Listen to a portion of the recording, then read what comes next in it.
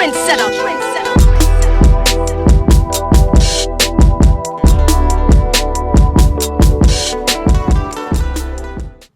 You know what it is, man. TrendsetterSense, of course. Rhythm is streets. We back at it again. I got a talented young brother right here with me, man. Yes, sir. Gracing the stage. My brother Qiuntellii, man. How you feeling? I'm great, man. How are you, brother? Hey, I'm so blessed, man. We here. We talking good stuff. We 1000. talking music. We talking journeys. Let's talk about your journey. You was born and raised Little Rock. Little Rock, 501. Little Yes. Rock, Arkansas. Yeah. 1000. Talk about it, man. Talk about growing up, Little Rock, you know. Tell me about the young Qiuntellii days. Man, growing up in Little Rock, Arkansas, man, I started gospel, bro. I started okay. in the church. I did. Yeah. did. So I was born in Milwaukee, Wisconsin. So that's where a lot of my family is Okay. from. But I was raised in Little Rock. Got so we moved to Little Rock like 03. Okay. I started singing when I was 6. And how I started singing was my mom and dad had just got a divorce. Okay. And on Saturdays, she would clean up. And she would also kind of, you grieve relationships. Right. And she was grieving the relationship. So on got you. Saturdays, she would clean and she would write songs. So this one day, I walked up to her and I was like, Mom, let me get that. She was like, man, you can't sing. I'm like, Mama, I'm for real. I'm trying to get active. Yeah. I'm trying to get active. Yeah. Like that. So she was like, let me hear something. I started singing, and from then on, Really? yeah, she just started pushing me because she used to want to sing, but she didn't really have that push. Yeah. So she was like, no, I'm gonna put that battery in your back. I'm gonna instill the confidence. I'm gonna instill the drive. I'm gonna instill the work ethic. You know what I'm saying? So I was 6. After that, I went on to do Broadway. I played Little Michael Jackson. Wow. Yeah, very good. It was like 3 years after MJ passed. He had a play he put on called Motown the Musical. Yes, I remember that. Yep, and I got casted as Little Michael Jackson, and I did that from the ages of, I think I was 11. I aged out at 13. Okay, so from 11 that's to crazy, 13. bruh. Yeah, I did. Yeah, was you hitting the dances and all that too? I was wearing the bow ties and the flared out with what I'm talking about. I was fly. Wow. It was for real. Yeah, You was on your Jason Weaver. I was. I'm for real. My voice was high. I was hitting all them notes. Word. Like, I was hitting every note. Every note MJ was hitting when he was 8, 9, 10. I was hitting them notes. Wow. Easily. Wow. 1,000. Not no more. I was gonna put you on the spot no, now. No, sir. Not no more. But yeah, man, I hoop, man. When I was younger, I was just a kid that was just super talented. That just was enjoying the process of being a standout of my generation, but also just still enjoying being a kid. Got you, know what man. I'm saying? So as I started to age, when I got about 15, Yeah. I was kind of like, nah, it's time to really lock in. Like I remember I had the PS4. Okay. And this is when they had 2K16. I already know about You know it. what I'm saying? I was locked in every day. I'm talking about I ain't You go was outside. my player in it. What? I'm talking about VC on 1 million. VC going crazy. I already know. And I remember one day I woke up and I was like, I'm 15. I woke up and I was like, man, I gotta get serious. Like, what's going on? Yeah. I packed that game up and I took it to GameStop. And then that I got invited to do I got pushed past the first audition and I went to Memphis for The Voice. I already know. Yeah. And I didn't make it. Okay. The next year, 2016, Yeah. no, the American Idol did the same thing. Okay, hold up. Let's, Okay, so you is this the evolution? I know where you're going with it. So you was doing auditions for all these shows. Okay, all right, I'm with you. So, but they was reaching out to me though, cause I was posting videos on like YouTube. Oh, it was, okay. And Instagram. So they was reaching out like, hey, we would love for you to, like, we want to push you past the first audition. Like, we think you good enough to just go straight to the judges. So, but this was shortly after I had stopped singing gospel. So it was a whole rebrand, like mentally, technically, just studying different artists that I had to really go in. Who was you studying? My favorite artist is like, I was studying like Eric Bellinger. I was studying Bryson. I was studying like R&B Drake. Okay. He said R&B Drake. Because Drake, I feel you though. You know what I'm saying? Because he has a way of structuring his songs to where people can really make people want to sing them. You know what I'm saying? Right. Because I can really sing, and coming from the church, you have to learn to like tone it down. Yeah. You know what I'm saying? Like just tone. What do you mean by toning it down? Like a lot of people, being in a church is not so much about tone. It's more so about squalling and how many runs you can do. I got you know you. what I'm saying? But I Yeah. was like, me and working with my manager V-Script, like it was like a total, let me break it down to build it back up. You know what I'm saying? So I can really understand how to structure a song and you know what I'm saying, how to just make hooks feel more like make an audience want to sing along rather than it being so many, you know, just being Yeah. so technical. Yeah, yeah, yeah. You know what I'm saying? So it was just really a whole process of just getting that all together. But Yeah. once I got to my third audition was the 4. Uh-huh. And that was I was ready. It was this is 3 years in a row. Yeah, yeah. Now hold up, before you dive into 4. I saw the episodes. You know, I had to do the little dive back research thing, and it's funny that you was talking about how your mom was your battery in your back. 1000. And they kept panning the shots going between you, your first day, your first introduction, and your mom. So it was like they was putting the connection together. Yeah. So it's funny when you're telling me like that she was the battery, and then you know I see the story and the connection. Yeah, I remember I be telling this story because my mom, I remember I was like 8 years old and I was it was like 3 o'clock in the morning. I had to perform somewhere, and of course I'm like 2nd grade, and my mom literally had me up all night because I kept getting the words wrong. I'm talking about I didn't go to sleep. I had to be up for school at like 7 a.m. I didn't go to sleep till like 4 o'clock. Okay. I was rehearsing from like 10 to like 4. Wow, and then going to school. And then going to school. Yeah, Wow. I'm 8 years old. So she was instilling that drive like, So your mom saw something. yes. Okay, 1000. so when did Qiuntellii realize that, okay, this is the career path? Like, was it, when was that moment? I think really about 15. Okay. About 15. Okay, Once around I- the times when you was doing the Broadways and all that, and doing the auditions and stuff. Yeah, because my mom, she, like I said, she came up in the church. So it was Right. more so I had to kind of branch off and tell her, like, hey, I want to do something different. But What she made wasn't- you make that decision? Man, I just was always intrigued in just like R&B. I loved it. And Yeah. my mom, she was big on it too. She was supportive with it. She was support. Well, Okay. all right, tell the story. When I first brought it to her, she wasn't really rocking with it. Okay. But she put the bug in my ear though, because even though I was doing gospel Mm. growing up, she was always into the Jasmine Sullivans and the Brandys Yeah. and the Avants and the, Right. you know, like Music Soul Childs, like. So I had a she always fed the musicality in me beyond church, you know what I'm Gotcha. saying? So I loved that type of music Right. regardless. So once I turned about 15, I told her, I was like, "Man, it's time for me to make this." Because when we was in New York and I was doing my audition for Broadway, I told her, I was like, "I think I wanna move away from gospel." She was like, "Not right now." We had this conversation in a few years. But once I turned 15 and I started really, you know, taking things into my own hands, she started to see like, oh, he for real. Like he's serious. Yeah. And when the 4 reached out to me, that's when it got serious. Okay, so the 4 hit you. The 4 hit me. All right. And I was a junior in high school, and he reached out to me via Instagram and was like, "Yo, I think you would be crazy." Who was this? This is one of the talent reps from the 4. Got you. Okay. So he reached out to me and he was like, "Yo, I think you would be so crazy on this second season of the 4." And I was like, okay, because I was always intrigued because I used to watch American Idol with my mom and things like when I was legit, like 3, 4, 5, 6, 7, we would be watching these TV shows. So I'm like, dang, it's time.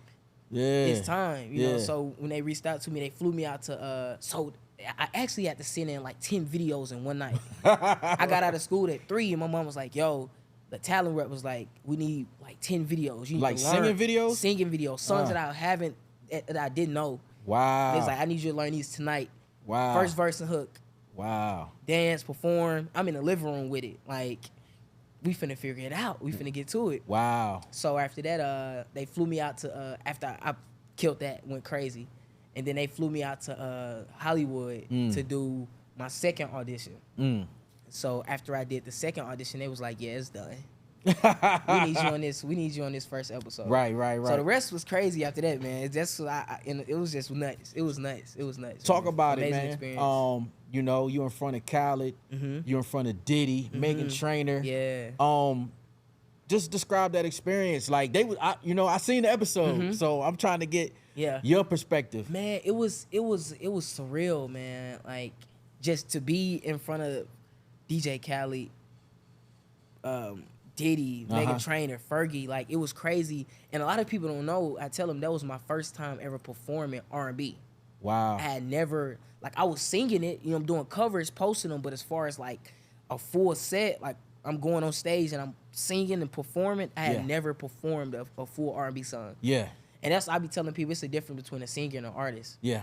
An artist, you can whatever. You know what I'm saying? You can throw me in the wilderness and I'm gonna come out, you know what I'm saying, I'm big dog. Yeah. You know what I'm saying? And so it was a surreal experience for me to just be up to get on that stage and never had perform an R&B song and to have that type of impact. Yeah. And even be compared to Usher, you know what I'm saying? To My come next out of question. Diddy mouth. Yeah. It was crazy. When Diddy said that, like, what was going through your mind? Like, that's a crazy comparison, bro. Yeah, like my adrenaline was my adrenaline was on a million, because it was like I knew I had just killed the performance, right, and then you got everybody, the crowd going crazy, like everybody standing up, giving me this standing ovation, like man, my adrenaline was going, like I'm talking about out this world, bro. Like I was so excited because I just felt like, man, this is what I've been, waiting for, just to be able to like be in this position, and you put me on this stage, I'm not gonna fail, you know what I'm saying? Right. Even though I knew, like coming into a situation like that, because I always do my research on things, so I knew like TV shows like that, you never want to win those type of TV shows, but you want to put yourself in position to just maximize the opportunity. You know what I'm saying? So that's just really what my mind was. Okay, like, so it wasn't all about it. You just knew that it was a step. Oh yeah, like it introduced me, because I was fighting to get out of because when it came to gospel, I was moving around. Like people knew me, like people knew I was making a name for myself in the gospel world, but I was like I need to stop while I'm ahead, because if I go too far, it's so hard to come back from gospel to R&B. It's easier. People more receptive of going from R&B to gospel. It's like, okay, he's growing up, he's changing. He wants to be, but coming, especially at my age, I feel like it was like, okay, let me stop while I'm ahead, right, and let me just go ahead and make this step. Yeah. So once I did it, it just opened up so many different opportunities for me in the secular world, and it introduced me to the world as like, okay, he's an R&B artist. Like let's scratch the gospel artist. Yeah. Like he forever has his foundation and his base, and he's forever appreciative of it. But now it's time for Qiuntellii to kind of walk into his own, his own light as his own man and own artist, and figure out what it is he wants to do and who he wants to be, things of that nature. Tell me about these doors. Like you said, the doors started opening. Man, so I'm two-time Grammy nominated. You know what I'm saying? And I got my first and it was crazy. My first placement was Chris Brown. Okay. So I met my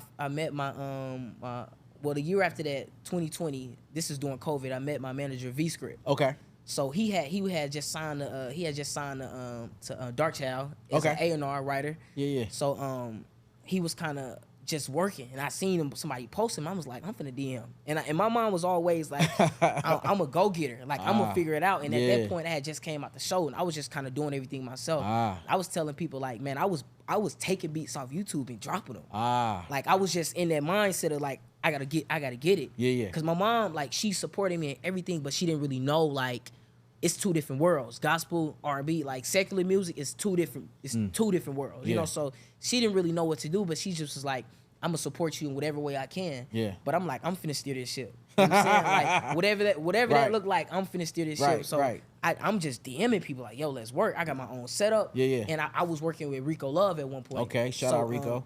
Rico, my boy. I was working with him. I had just did this conference.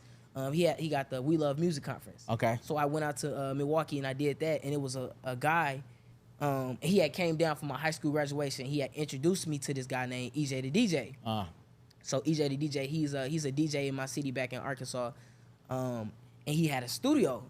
So EJ was like, man, I just want to bless you. He gave me all my studio equipment free. I'm talking about Max. I'm talking about everything. So I'm like, man, this is God. Like, this is like, yo, I'm placing you where you need to be. All you gotta do is, if you step right, I'm gonna step left. I like it. You know what I'm saying? I like the journey. So I was just in that mode, like I gotta get it. Yeah. So after that, I DMV. He was out there in Cali with Dark Child. He had hurt his back.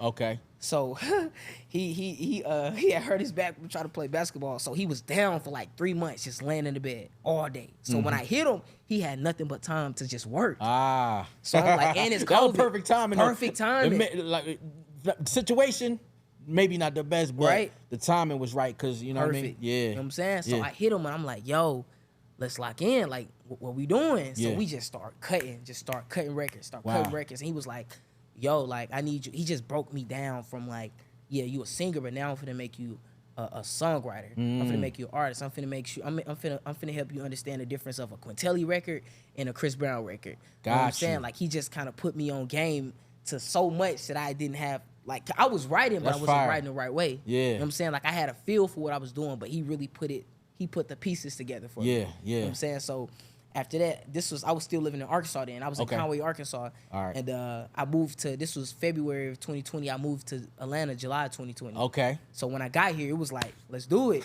So I caught my first placement. Well, he was like, bro, I need you to get comfortable writing in front of like, because I'm finna have you at these camps. So I was with Dark Child, I was with Eric, I was with just moving around like Safety Club. Talking about Bellinger, Eric Bellinger. Yeah. I was with Safety Club. He worked on Rourke, he worked on Donda, the whole Over It album, the whole like Bryson Tiller. Like he be moving around, but these are like actual like the niggas. You know what I'm saying? And I'm like, oh shit. Like I'm 19. Like I'm fresh out of, I just graduated high school. Yeah. But my confidence on 1 million though, because I know like I say, my mom, she at a young age, she instilled so much confidence in me. Like, whatever room you walk in, you the boy. You know what I'm saying? Nice. Like, you the boy. Like, shout out to moms. For real, shout out to moms. Yeah, like, whatever room I walk in, I'm never intimidated. Yeah. I can be sitting beside Drake, and I feel like I'm Aubrey. Yeah. You know what I'm saying? Like, that's the type of confidence I have. So even though, of course, you get nerves. Like, I walked into my first camp. He was like, yo, I'm gonna take you to the Safety Club camp. So I walked in, Eric Bellinger in there. I'm talking about the big dogs in there, like they do this. Right. So I'm like, oh shit. So they load up my boy Keys, Bridges did it. He loaded up a loop and they was like, yo, Telly, you up. This first time on the mic. So I'm like, oh shit. So I get on the mic and I lay down this melody and they was like, yo, that's it. And that came the song Catch a Body with Chris Brown and Fabio Foreign. Okay. And it was one take. Nobody else, they was like, bro, that's it. Like, that's you reference the song one take. One take. Nice. One take. Yeah. Like, so after that, we wrote the hook, wrote the verse, and then Chris, of course, wrote his second verse. Fabio did his own verse, and the rest was history. Nice. We just started moving it 2 times. Now I'm 22. Yeah. I caught my first Grammy nomination. I was 20. Wow. And then I went back to back, 21. Wow. And then I worked on Moneybagg Yo project. Okay. That went platinum. We outside. We outside, man. Okay, outside. so like you talking about the journey, the American Idol, then the 4. Yeah. So then it seems like, you know, it was songwriter Telly. Yeah. You get what I'm saying? All right, so then now where we at? We at artist Telly. Artist, 1,000. All right, tell me about it. Man, the artist Qiuntellii, man, is first I want to get into this project first. We gonna get there, man. We gonna, because you talk about the one with Bellinger, right? So that's the new single. Okay. That's the new single. Okay. But this project is who Qiuntellii is. Okay, tell me about Qiuntellii then.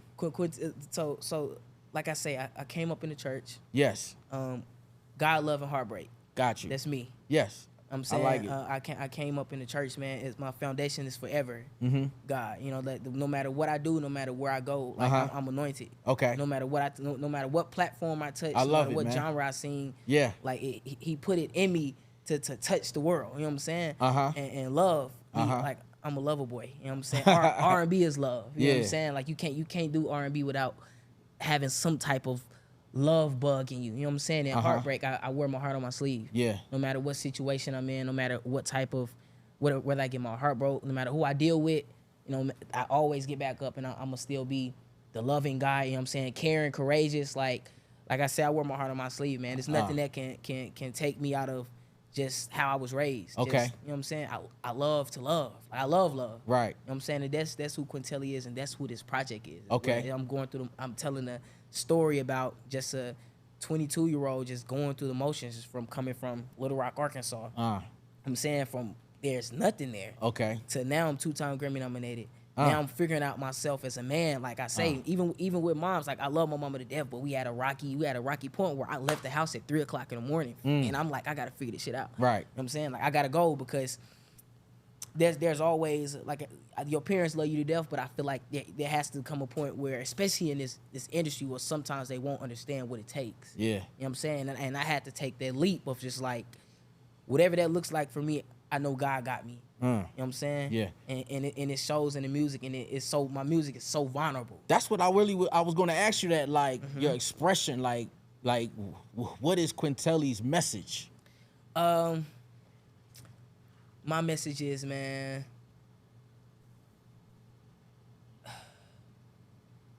I'll say on my project, the messaging is just my brand, man. It's just keep God first, always, and keep your heart open. Okay. Keep God first, keep your heart open, and keep pressing. You know what I'm saying? And it talks about a lot of that on my project, because like I say, man, I talk about dealing with my relationships at a young age, and just figuring out who I am while going through that, while still trying to maintain my relationship with God and not stray too far away from my upbringing. You know what I'm saying? Right. Because they say you train up a child in the ways, you know, he'll never depart from those teachers, in a sense. Right. So my mom, she instilled all of these things in me. I'm trying not to, lose that teaching. Okay. On top of still trying to do what I want to do for myself, while still trying to make her happy, while still trying to, be a 22-year-old. I'm dealing with women, and I'm getting my heart broke. And you know what I'm saying? I'm dealing with all these different things. Yeah. And I feel like it's so many 22-year-olds that go through the same thing. You know what I'm saying? Right. I love it, man. There's so many people that trying to figure themselves out. Right. I'm 22. I feel like that's such a weird age. It is. Like, I understand what you're saying. Like, do you feel like this, like, your age group, the generation, like, you feel like a lot of those people in that age group, that it's like, what choices are we making at this point, right? Do you feel like if you being, putting out this music and people listening to your stuff, and like there's a responsibility on your shoulders to speak to the people that's listening to you? 1,000, because music is so influential. Right.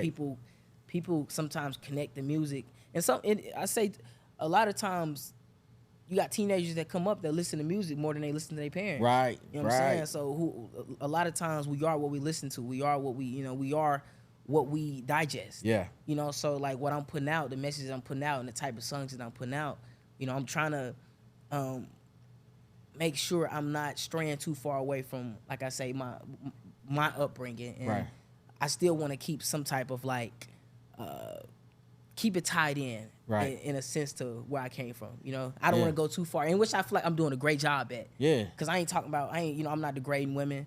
And I'm not, talking about no shooting and killing. It's still a class in what I do. It's funny, man. It's a subject. It seems like that's the conversation right now. Like, the violence, like what you talking about, the degrading and the a lot of negativity in lyrics, man. 1,000. Do you feel like the narrative? Do you feel like somebody has to like take responsibility for that narrative, or like is it gonna be? What's the R&B generation gonna do? Man, I feel like people are now starting to long for like this R&B to come and save it. Yeah. And I feel like we get into that place where rap was like number one. You know what I'm saying? And for the longest, what they saying, this was the first time in what I think a rap artist had not something about. Yeah, they didn't have a number one. Didn't have a number one.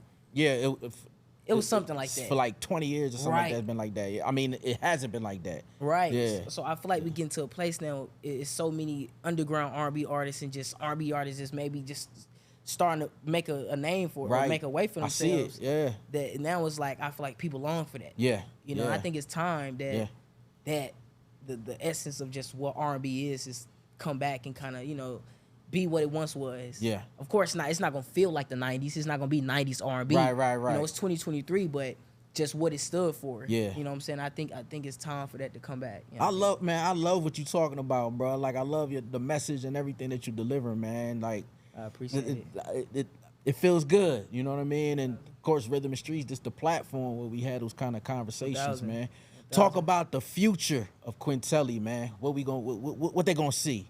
Go down the road. Man, 5 to 7 years. 5 to 7 years, man. A-list artist, man. Arena tours. It hasn't been an R&B male artist that's broke to the extent of Bryson Tiller in a minute, and I feel like I can be that next artist. Nice. I feel like I can be the next artist that's just kick down the wall. Yes. You know, and have like a groundbreaking project. You Okay. know, and just really start to make a way, and have little Qiuntellii. You know what I'm saying? Like you got little Chris Browns that run around. It's like, oh, Chris Brown. like I feel like I'm that next guy. I'm headlining all of these festivals. You know what I'm saying? Like the accolades is coming. You know, and of course it's gonna always be, you know, God. You know what I'm saying? Like love it. Whatever I do is he's the reason. You know what I'm saying? Yeah. So, but with him, I believe all things are possible, and there's nothing I can't obtain. You know, nothing I know. There's no platform. There's no nothing I can't reach. You know what I'm saying? And I believe I'm coming for everything. Nice. Everything. Nice. I'm outside. Single with Eric Bellinger, man. Talk to me. Popping right now. 1000. Doing very well. Doing great. Doing great. Yeah. Eric Bellinger, my brother, man. And it's funny because you was like, yo, I'm with Eric, and you know, I had Eric on the show last week. Oh, fire. Yeah. Fire. So we was talking, you know, just, and then you talk about that, y'all got the single together. Yeah, man. We actually did that in 2021. Wow. Yeah, that's an old record. We recorded that. Well, I recorded it in my room. Yeah. My verse in the hook back in 2020, and then we flew out to Cali to EB February 2021, and he recorded his verse. But it's an older record, man, and he be my dog. Yeah. Like, that's my brother. Man. I always tell him when we have conversations, like, I remember I was 15 years old, and my teacher used to be like, in my English class, my teacher used to be like, hey, y'all can listen to music while y'all write y'all paragraphs, you know, or y'all write y'all essays. So I used to be listening to Eric Bellinger in my headphones. Wow. Like I used to be in class listening to him, and I'd be telling him fast forward. Well, 8 years later, I got a record with him. I became I got my first Grammy nomination off of writing on his project. Wow. Then got Grammy nominated with him again for writing on the, you know, Chris project. So I just feel like, man, it's crazy how, you know, you can just manifest things, and just the company you keep 5 years down the road can be the people you was just idolizing, you know, like just looking up to and being inspired by, man. But yeah, Talk to Me out right now, man. It's a fire record, fire R&B record. Like, just it feels R&B. You know what I'm saying? It's like it ain't. We got of course the newer cadences in it, but it's just a solid R&B record, man. That's what's up, man. My brother, shout out to Eric Bellinger. Yes, sir. Qiuntellii, I appreciate you, man. Yes, the future is bright. I love your energy, man. I love the you. conversation, man. I appreciate you for having me, brother. You see what it is, man. TrendsetterSense, Qiuntellii, yes, Rhythm sir. the Streets. 1000. Trendsetter.